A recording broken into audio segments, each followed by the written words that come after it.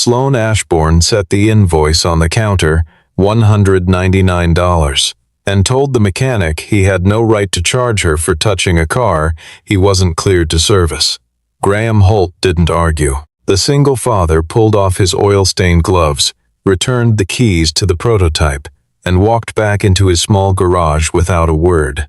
The next morning, Harrison Ashbourne, the billionaire founder whose empire his daughter now ran, walked through that same door with a lawyer and a check for $19 million. But the money wasn't a reward. It was a debt the company had been hiding for 11 years. Stay with this story to the end and find out how $199 broke open a $19 million secret. The Ashbourne Tempest was the most expensive vehicle Sloan Ashbourne had ever refused to admit she didn't fully understand. A carbon fiber prototype worth somewhere north of $400,000 that she drove herself on public roads because she believed demonstrating personal confidence in the product was the job of a CEO. She had a meeting with a group of infrastructure investors in 40 minutes, the kind of meeting that could push the Tempest's launch timeline forward by an entire quarter, and the last thing she expected was for the car to lose power on the ramp of the 101 freeway just south of Oxnard. The dashboard went amber first, then a cluster of warnings she didn't recognize, and by the time she coasted to the shoulder and called the company's technical support line, the operator had already told her the nearest field response team was at minimum 90 minutes away. She sat in 83-degree heat on a concrete shoulder and weighed her options, and the map on her phone showed a single automotive facility within reasonable walking distance, a name she didn't recognize at a cross street she had never turned onto. The garage was 2 blocks off the highway, a place she would have driven past 100 times without noticing. A clean but modest building with a hand-lettered sign above the bay door that read Holt Prosecution Garage, and below it, in smaller letters, Honest Work, Fair Price. Graham Holt was finishing a brake inspection on a landscaper's truck when Sloan walked in without knocking, stated that she needed her car looked at immediately, and made it clear by the angle of her shoulders and the pace of her speech that she was not accustomed to waiting. Graham didn't react to the tone. He set down his wrench, wiped his hands on a shop rag, and walked out to the curb where the Tempest sat at an angle that suggested it had been pushed the last 20 yards into the lot. He crouched beside the driver's door and sat still for 10 seconds, listening, not to Sloan's explanation of the warning codes, which she was providing, but to the thermal cycling sound coming from beneath the chassis, a particular oscillation in the frequency range that indicated pressure fluctuation behind a valve under irregular load. He told her the thermal balance valve was closing at the wrong interval, most likely triggered by a miscalibrated sensor in the primary cooling loop, and that if she attempted to push the car to highway speed again, she risked a cascade failure in the battery management system that would render the entire drive unit non-responsive. Sloan asked how he could possibly diagnose a proprietary system he had never been cleared to service, and Graham answered by describing the precise acoustic signature that indicated pressure buildup behind a misaligned valve, a description so technically specific that her support engineer, still on hold in her hand, went quiet on the other end of the line. Graham spent just under an hour running diagnostics with his own equipment, isolating the sensor fault, applying a temporary firmware workaround, and disabling the high-performance acceleration mode to prevent the vehicle from generating thermal load it could no longer safely manage. When he returned to the counter and wrote out the invoice, the total was $199. Sloan read the number twice. Then she read the line items. Diagnostic labor. 1 replacement sensor coupling, system verification. She asked why the performance mode had been disabled without her authorization, and Graham explained that re-enabling it before the root sensor was properly replaced would expose the battery pack to temperatures above its rated tolerance. Sloane's response was to tell him, in a measured and deliberate voice, two mechanics and a waiting customer heard every word, that he had slowed down a vehicle that wasn't his to modify, charged her for a decision she hadn't requested, and that an independent shop had no standing to intervene in Ashbourne proprietary technology. She placed the invoice face down on the counter, took her keys, and walked out to the lot where her assistant had arrived with a company transport. Graham did not follow her to the door and did not raise his voice. He picked the invoice back up. On the reverse side he wrote the fault code, the sensor part number, the threshold temperature the system had reached before he intervened, and a single line of text. Valve failure at speed will cause full drive loss. He set the paper on the counter and walked back to the landscaper's truck. When the Tempest pulled out of the lot, he stood in the bay doorway and watched the logo on the trunk panel until the car rounded the corner and disappeared, and he stood there a moment longer than he needed to, turning something over in the back of his mind that he hadn't touched in a very long time. The sound that cooling loop made, the specific pitch of the oscillation, the timing of the pressure drop, was not a sound he was encountering for the first time. Every vehicle in Ashbourne Motors' prototype program was networked to a central diagnostic cloud, a feature that existed primarily to allow engineers to monitor the health of unreleased platforms in real time and flag anything that deviated from expected parameters. The Tempest was no exception, and within 3 hours of leaving the garage, the car had automatically uploaded a complete service record, fault codes, the firmware workaround applied, the name and address of the facility that had performed the repair, and the technician on record. Harrison Ashbourne wasn't supposed to be reviewing prototype telemetry at his age, and his doctors had been specific about reducing the cognitive load of high-stakes monitoring, and his daughter had been equally specific about him staying away from operational data. But Harrison had spent 40 years building cars, and there were still evenings when he opened the company's internal diagnostic dashboard from the study of his Montecito home the way other men of his generation opened old notebooks. He saw the name on the service record and went still. Graham Holt, Holt Precision Garage, a street address in Ventura County. Harrison set his glass very carefully on the side table, picked up his phone, and called Lila Monroe before the thought had fully resolved into words. Lila Monroe was the intellectual property attorney he had retained 8 months earlier, quietly and without board notification, after a routine portfolio audit had surfaced a discrepancy in the ownership documentation for one of Ashbourne's most foundational technologies. A thermal management system that appeared in the core specification of every electric vehicle the company had produced since its third model year. The original patent filing had named the inventor only as GH, an abbreviated notation that had survived 2 subsequent renewals, and the chain of title documentation included a transfer agreement bearing a signature that Lila, who had spent 2 decades working fraud cases before transitioning to intellectual property, had flagged as inconsistent with every other signing event in the contractor's file. For 8 months, she had been searching for the person behind those 2 letters. The address in company records led to postal boxes in Sacramento that had been closed for 9 years. The phone number connected to a line registered under a different name. The tax identification number in the contractor file had been transposed, not by enough to trigger an automated flag, but by enough to ensure that any records search using the original information would return nothing useful. She had found a handful of technical reports from the early development period that referenced a contract engineer whose handwriting appeared in the margins, the same angular notation, the same cross-section valves schematics. But she had no name to attach to the handwriting, until the service record from Holt Precision Garage appeared in the cloud at 11:47 on a Tuesday evening.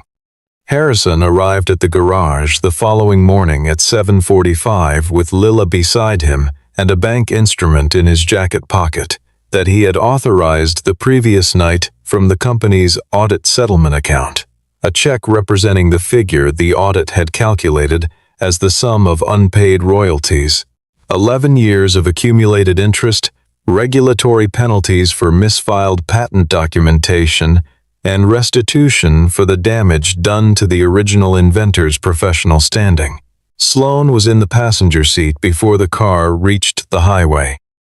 She had been awake since before 5 and sat rigid and unconvinced for the entire drive, rehearsing an argument about what she was watching her father prepare to do: hand $19 million of company money to a mechanic who had spent one afternoon with a car he had never been authorized to service, based on a document whose signature discrepancy could as easily reflect a clerical error as a fraud.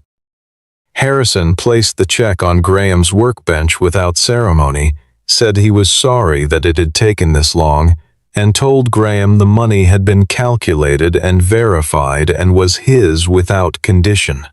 Graham looked at the check for a measured moment and then looked at Harrison, and the question he asked was not about the money at all. He asked how many vehicles were currently running his design. Harrison told him the number without pause: 83,412 units across 6 production models, with a cumulative revenue contribution the audit had placed at just over $340 million. Graham absorbed that figure the way a man receives information that confirms something he had half known for a long time, without shock, but with the kind of settling weight that changes the composition of a room. He asked to see the audit report, the transfer addendum that had been used to justify the ownership claim, and the methodology behind the $19 million figure.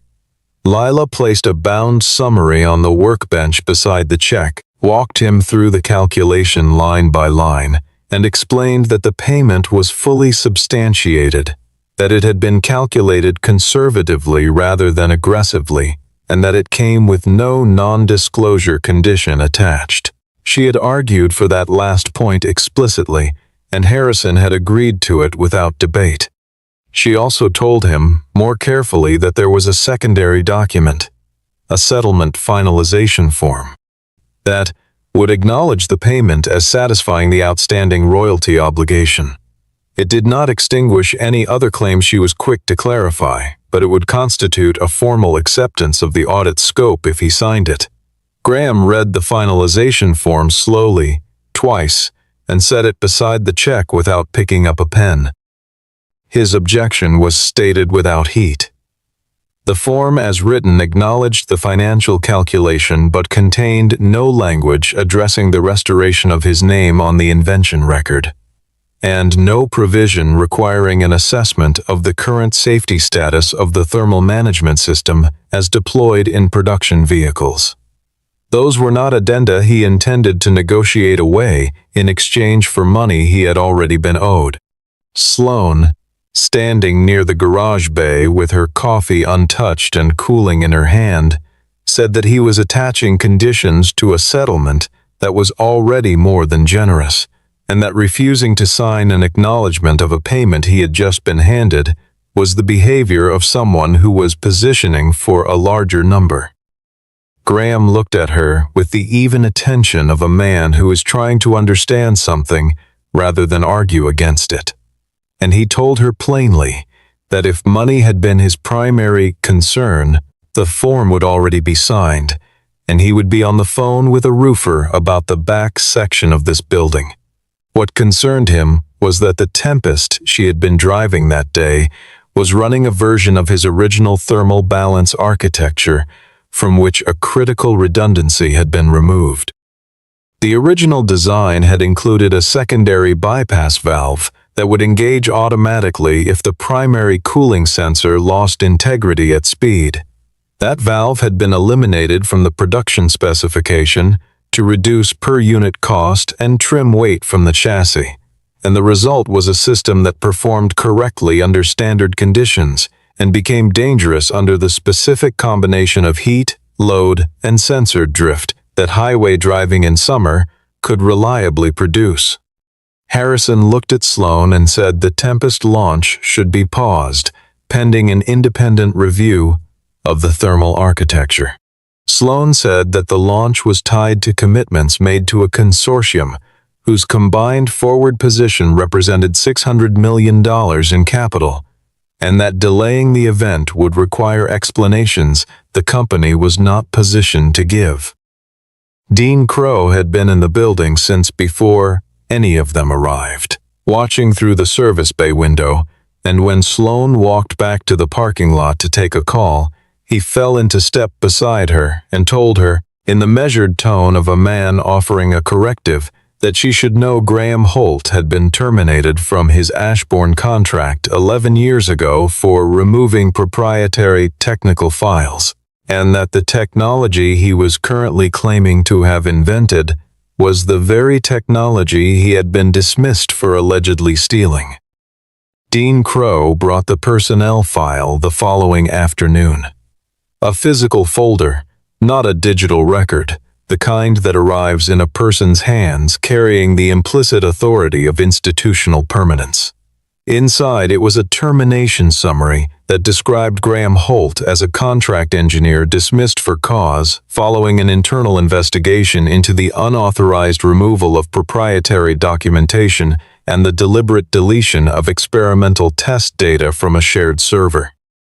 There was a witness statement from a facilities manager who confirmed Graham had badged out of the technical development building with a bag that had not been logged on entry.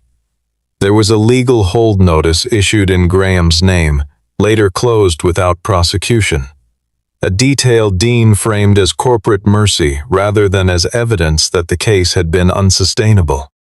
He told Sloan privately that Harrison was 77 years old and that 3 years of declining health had made him susceptible to any narrative that offered a chance to correct an old wrong, and that the auditors Lila Monroe represented had been retained under Harrison's personal authority without board approval, which was technically accurate in the same way that a map showing roads without showing elevation is technically accurate.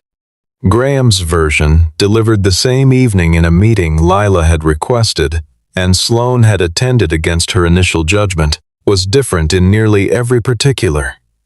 He described the thermal problem he had identified during a prototype stress test in his 3rd year on contract, a test the company's engineers had certified as passed, despite data showing the primary cooling loop was losing pressure under sustained high load. He had spent 4 months of evenings and approximately $12,000 of his own savings designing the balance valve system in his home garage, working outside the facility on purpose because he had wanted the origin of the design to be unambiguous before he brought it forward. He had brought it to Dean Crow. Dean had asked to keep the notebook over a long weekend for review. When Graham returned on Monday, he was told the engineering team had evaluated the concept and found it technically interesting but insufficiently developed, and that the company would pursue its own internal solution. 3 weeks later, the solution filed with the patent office contained every significant element Graham had designed. When Graham went back to Dean, his access credentials were deactivated the following morning, and the termination letter arrived by end of week. He had not fought it in court because 7 weeks after the termination notice, his wife Diane was diagnosed with stage 3 ovarian cancer. He had a 4-year-old daughter, a treatment schedule that would cost more than he had, and a legal case against a capitalized corporation that would take years and carry no guarantee of outcome. He had made the calculation that every parent eventually faces, and he had chosen the only thing he could not afford to lose. He kept one notebook, the original spiral-bound composition book in which he had sketched the valve concept, but acknowledged that several pages were missing, torn away during the confrontation in Dean's office when the notebook had been grabbed from his hands and returned to him damaged. Leela asked to see the notebook. She turned through the last 30 pages, studied the binding margins, and said nothing for a moment. Then she said that the electronic signature on the transfer addendum, the document authorizing the ownership transfer from Graham to the company, had a timestamp placing the signing event on a Tuesday afternoon, 4 days after Graham's building access credentials had already been deactivated. Sloane spent the night at her father's house for the first time in 4 years, sitting at the kitchen table with the audit summary and a pot of coffee that went cold before she was through the middle sections, reading every page in sequence rather than scanning for conclusions. She had built her professional reputation on trusting her team to manage complexity so that she could manage direction.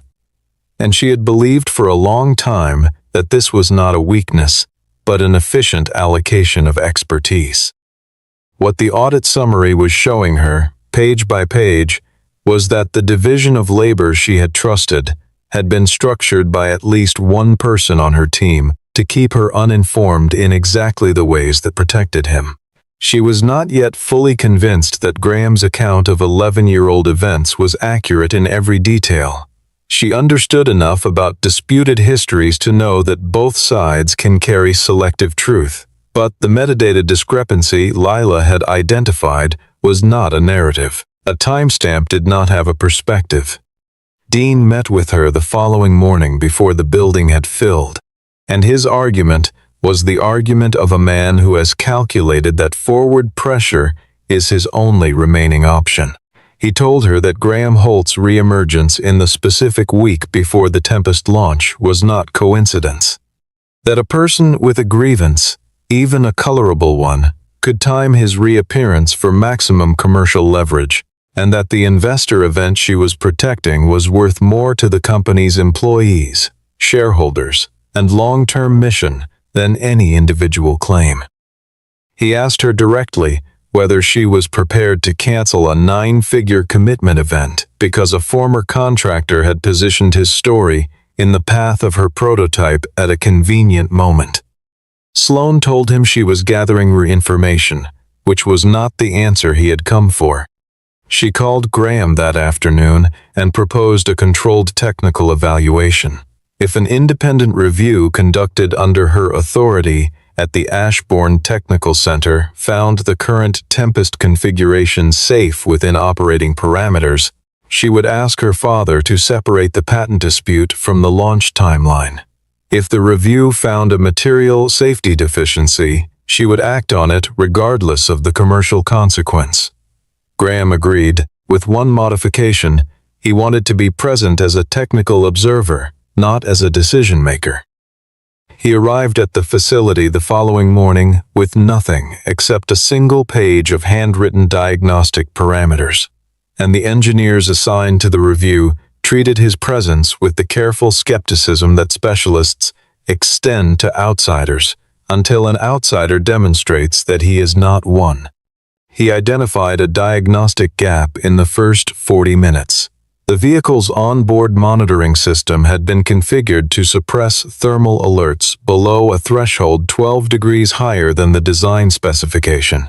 Not a calibration refinement, but a programmatic change applied to the alert logic itself, so that the car would report its temperature as normal at readings that Graham's original framework would have flagged as requiring immediate response.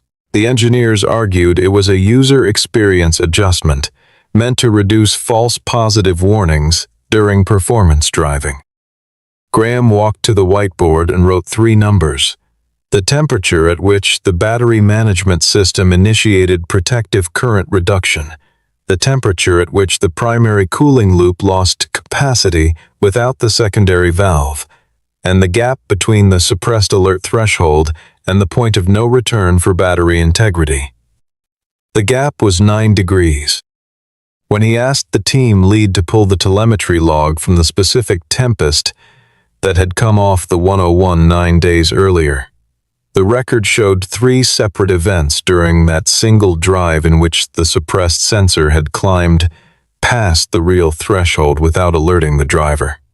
The approval signature on the alert threshold modification belonged to Dean Crow. By the following morning, a version of events had reached 3 automotive news outlets. A version that described Graham Holt as a disgruntled former contractor pursuing a decade-old grievance through an unauthorized repair of a prototype vehicle, now seeking $19 million for work completed under a contract he had already been paid to fulfill. The story cited no named sources, and it did not allege criminal conduct, but it framed Graham's presence in the conversation as an opportunistic intrusion at a commercially sensitive moment, and that framing was sufficient to begin doing damage in the specific ways that reputational pressure damages small businesses. 3 regular customers called to cancel appointments in a single afternoon. A fleet account that had sent commercial vehicles to the garage for 6 years notified Graham by email that it was pausing the relationship pending clarification of the reported dispute. The small business lender holding the note on the shop's equipment sent a letter advising that the existence of unresolved litigation could constitute a covenant violation and requesting a written response within 15 business days. None of these pressures were accidental, and Graham understood their architecture clearly enough to know they had not originated with a journalist who had good sources. Dean's separate communication arrived through a third party who identified himself as a corporate affairs consultant, not through legal channels and not through the company. A personal offer, constructed to leave no trail that connected directly to its sender. The offer was uncomplicated. The check Harrison had already prepared would be delivered under a revised settlement form that removed the conditions Graham had objected to. The patent dispute would be quietly settled outside the public record, and no further inquiry would be made into the history of the technology. In exchange, Graham would sign a comprehensive confidentiality agreement and would not seek to have his name attached to any filing, record, or public statement associated with the thermal management system. Graham read the offer twice, forwarded it to Lila Monroe, and then called his daughter.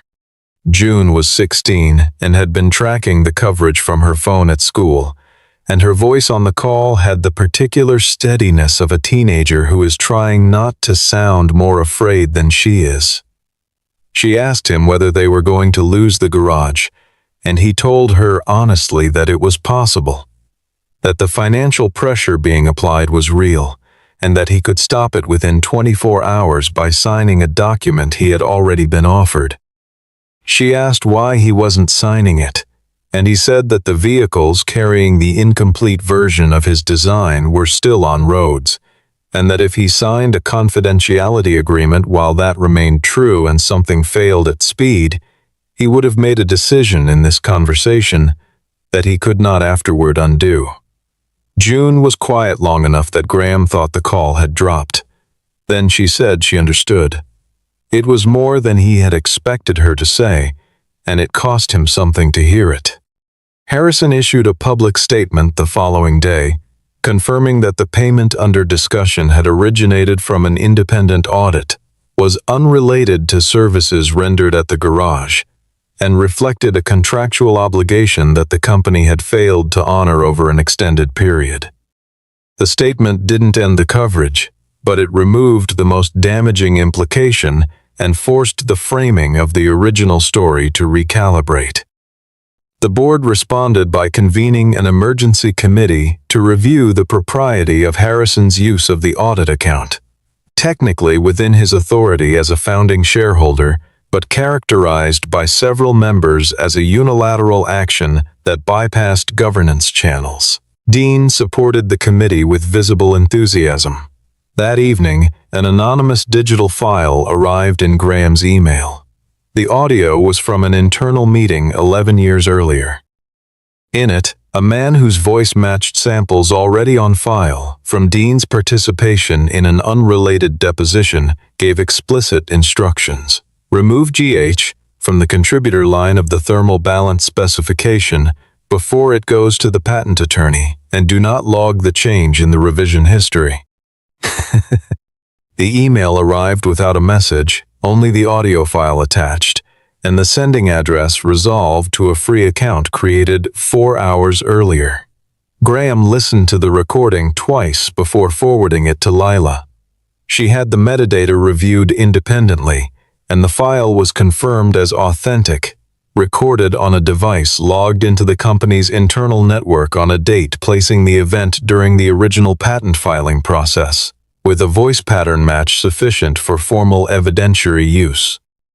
2 days later, a handwritten letter arrived at the garage by ordinary mail, written in careful block print on plain paper. The letter was from Owen Bell, 62 years old, formerly a test systems engineer at Ashbourne Motors, retired for 6 years. Owen wrote that he had been in the room when the notebook was taken.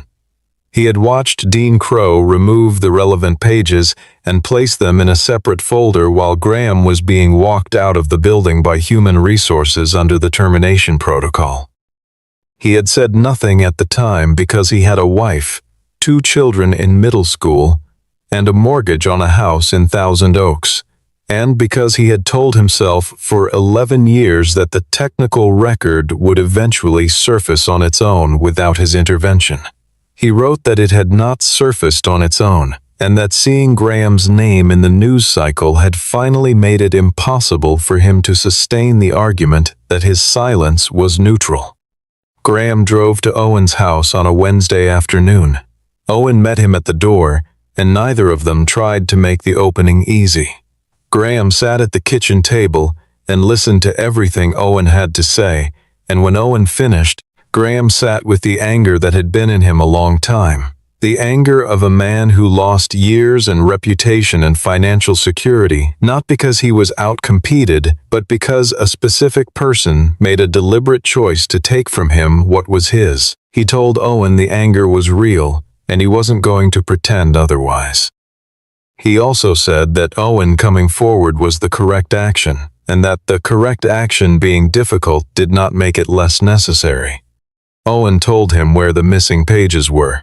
Dean had filed them inside a physical archive folder under a discontinued project code, a closed research initiative whose storage records had never been digitized, sitting in a secondary warehouse in Camarillo, invisible to any search that used Graham's name or the thermal balance patent as a reference point. Sloan and Lila drove to the warehouse on Thursday, Sloan presenting her CEO credentials and completing the retrieval request on site. The folder was where Owen had placed it. Inside were 11 pages of graph-ruled notebook paper covered in the same angular handwriting visible in the margins of every technical document from that period, with dates at the top of each entry that placed the first valve design sketches 14 months before Graham's contract with Ashbourne Motors had begun. The thermal balance system had existed before the contract. It had never been transferred. It had only been taken. Sloan scheduled the technical evaluation for the following Monday, arranging it through the Regulatory Liaison Office rather than through the company's internal communications chain, and she invited 3 parties who had not previously been in the room together. The technical safety officer from the State Vehicle Compliance Division, the lead representative from the investor consortium, and Graham Holt. She told Dean only that she was conducting a mandatory pre-launch safety confirmation, which was accurate, and which was the kind of statement that could not be objected to without creating a written record of the objection. The evaluation was conducted on a dynamometer, a controlled test platform that allowed the vehicle to be run at simulated highway speed under full load without leaving the facility, with automatic safety shutoffs calibrated to engage before any failure could cause structural damage. Graham stood to the side of the platform with a tablet showing real-time thermal telemetry, and the protocol he had provided that morning required the testing team to simulate 3 conditions simultaneously: sustained high-load operation, ambient chamber temperature above 95 degrees, and the deliberate disabling of the primary cooling sensor to replicate the failure mode his diagnostic work had identified. The engineers ran the first two conditions without objection. The third required Sloane's direct written authorization, which she provided. The sequence began at 11:20 in the morning. For the first 6 minutes, the Tempest performed within expected parameters. Then the primary sensor was cut. In the original design, this would have triggered the secondary balance valve within 4 seconds, reducing the thermal load on the battery pack while the primary system recovered. In the current configuration, there was no secondary valve. There was only the suppressed alert threshold, which the car crossed without reporting, and then the battery management controller attempting to manage a heat load it had not been designed to handle alone. And then the temperature figure on the monitor climbing through the range Graham had drawn on the whiteboard 10 days earlier, climbing steadily until the automatic shutoff triggered at 107 degrees. That was 14 degrees above the threshold that should have triggered a driver alert, and 22 degrees above the point where the secondary valve would have engaged in the original specification. No vehicle was damaged. No person was at risk. The test had been constructed precisely to prevent either outcome, but the number on the monitor required no interpretation from anyone in the room. Graham held up a component from his jacket pocket, a brass valve assembly the size of a large walnut, $37 from the original parts supplier, and said that this piece, multiplied across the production run, added approximately $300 per vehicle to the build cost. The per-unit savings from eliminating it had been $312. The decision to remove it had been made by a single person, and the person who had authorized the thermal alert suppression was the same person who had made that decision. Dean Crow, standing near the back wall at an angle that made direct eye contact difficult, said that the engineering change order had been routed through the standard approval process and that the CEO had been listed as final authority. He said Sloane had signed it. The engineering change order was real. Sloane had signed it 18 months earlier as part of a cost optimization package submitted during the quarterly efficiency review. One document in a bundle of 43, each representing a line item decision her team had already vetted, presented in a format designed for rapid executive authorization. Her signature was genuine, and it was uninformed, and she understood clearly that the distinction between those two qualities, which felt substantial from the inside, was considerably harder to perceive from the outside, where the test results and the temperature number and the 3 unalerted thermal events from the 101 were all sitting in the same room. Sloane stood in front of the investor representative, the compliance officer, and Graham Holt, and said that she had signed the document. She said she had not understood what she was signing because she had not read it with adequate attention, and that this was not a defense but a description of how a safety-critical engineering decision had been buried inside an administrative process designed to minimize executive scrutiny.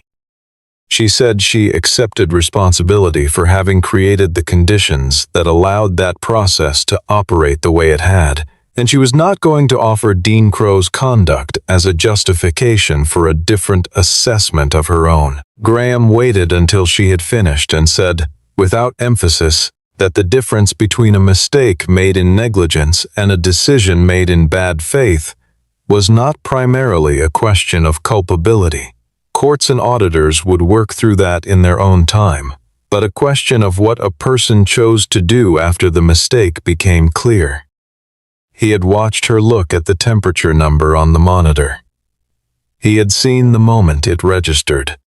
The formal investigation into Dean Crow moved through the company's legal department with the support of Lila Monroe's audit documentation, Owen Bell's sworn testimony, the warehouse archive pages with their pre-contract dates, the audio recording, the metadata analysis of the forged transfer signature, and the vehicle diagnostic record showing that his office had authorized the thermal alert suppression. Within 48 hours of the technical evaluation, Dean's operational access was suspended and his credentials deactivated, a symmetry that Graham noted when he heard about it, though he didn't say so aloud. The board convened to determine whether Sloan would remain. Several members argued that her signature on the change order and her failure to identify Dean's conduct over years of his tenure constituted a governance failure too significant to remediate with structural reform. Others argued that her response after learning the facts, halting the launch, authorizing the independent test, accepting accountability in public, was precisely the behavior the board should want to preserve in its leadership. Harrison sat through the session without speaking until the vote was called. He said one sentence: that Sloan had made the right choice when the cost of making it was at its highest, and that he intended to vote accordingly. The vote was 7-4. Sloan was sitting in her car in the parking structure when Leela called with the result, because she hadn't trusted herself to hold her expression in a hallway. The board reconvened 2 weeks later for a formal session recorded by legal counsel, attended by parties whose presence changed the register of what could be said informally. Graham arrived at the scheduled time in work clothes, not a suit, not a deliberate statement of anything, simply what he wore on days he worked, because he had driven from the garage and not changed. He carried one item, the original invoice, $199, still unpaid, which he placed on the conference table, without preamble and without explanation. He told the board that he had not come to advocate for a particular outcome regarding Sloan Ashbourne's continued leadership, and that they were better positioned than he was to make that determination. What he had come to say was simpler. The invoice on the table in front of them had initiated a sequence of events not because of its amount, but because of the reasoning behind the decision to refuse it. A CEO's choice to decline $199 to a mechanic she had judged as beneath her had caused his name to appear in a service record that a founder had been trying to locate across 8 months and 3 dead-end address trails. The contempt behind the decision had been the variable that changed everything, not the dollar amount, not the service, but the assumption that the man holding the wrench was not worth the inconvenience of paying. He also said that Sloan Ashbourne had made serious errors, signing technical documents she had not understood, extending trust to her management team without verification, and allowing a fraud to operate inside the company for more than a decade, while she managed from the level of strategy rather than substance. These were not minor failures, and he was not standing before the board to minimize them. But she had been the first person in the executive leadership of Ashbourne Motors to halt a 9-figure commercial event after encountering evidence that the product was not safe. And she had done it at a moment when the personal cost was fully visible to her. That mattered, not as a cancellation of what had preceded it, but as evidence of the quality a leader most needed. The capacity to choose the harder, correct action over the easier, convenient one when no one was in a position to make her.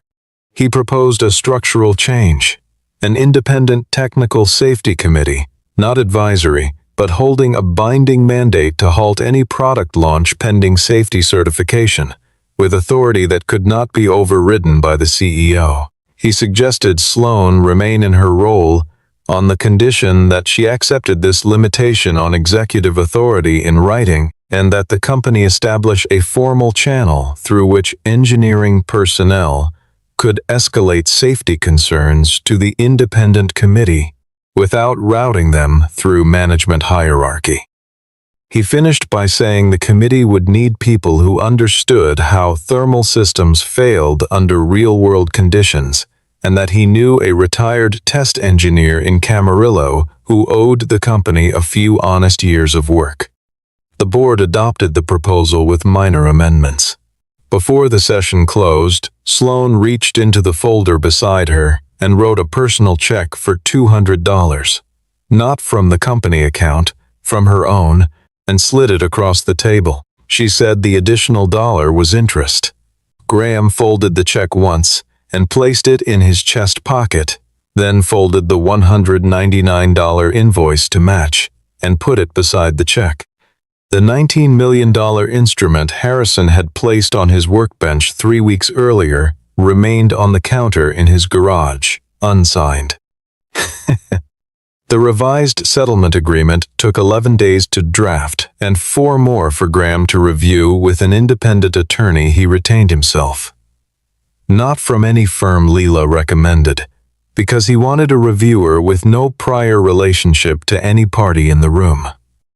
The final document contained 3 conditions, each of which had to be satisfied before the financial settlement would be considered complete.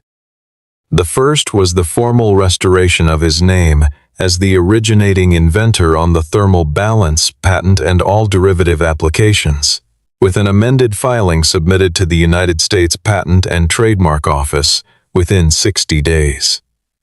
The second was a funded recall and inspection program for all production vehicles carrying the thermal management system without the original secondary valve, with repairs conducted at no cost to vehicle owners and completed within 18 months.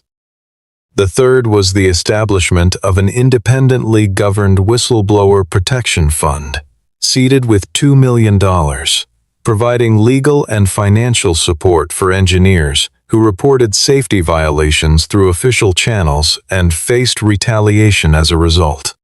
Harrison signed as the founding shareholder. Sloan signed as the chief executive officer. The figure on the instrument was $19 million. Graham used a portion of the settlement to retire the equipment loan, commission the structural renovation he had been deferring for 3 years, and establish what he incorporated as the Holt Technical Standards Institute, a small, independent facility offering third-party safety verification for automotive systems, staffed by engineers vetted for both technical competence and a documented commitment to uncompromised reporting. Owen Bell joined the institute as a senior analyst under an agreement requiring him to make his prior testimony part of the public record. He spent his first month writing a case study that was later adopted by 2 university engineering ethics programs. The Tempest was redesigned over the following 10 months. The secondary valve reinstated, the thermal alert thresholds restored to their original specifications, the suppression software replaced entirely. When the vehicle passed final safety certification, it exceeded the original performance benchmarks because the engineers working on the revision had been instructed to optimize for safety first and performance second, and a thermal system that didn't fail under stress turned out to sustain higher output for longer than one made brittle by cost reduction. Sloan began appearing at the garage on Saturday mornings. Not every week, but often enough that Graham's service writer stopped being surprised by her car in the lot. She didn't come to discuss the company. She came because she had asked Graham to teach her to read a diagnostic report the way a trained technician reads one, starting from the anomaly rather than the summary, trusting the data before the interpretation, sitting with what the numbers actually said before deciding what they meant. He was a patient teacher. She was a better student than she had been a CEO, which required admitting that first. June was in the lobby the afternoon the amended patent certificate arrived, framed at Graham's request. She read her father's name on the document for a long moment before she spoke. She said the settlement had made them wealthier than she had ever expected, and that was true, and it mattered. But the name on that certificate, she told him, was the thing that had let him stand up straight again. And that was worth more than any figure a check could carry. The same way $199 had turned out to be worth more than $19 million, because it was the price at which the truth had finally been paid.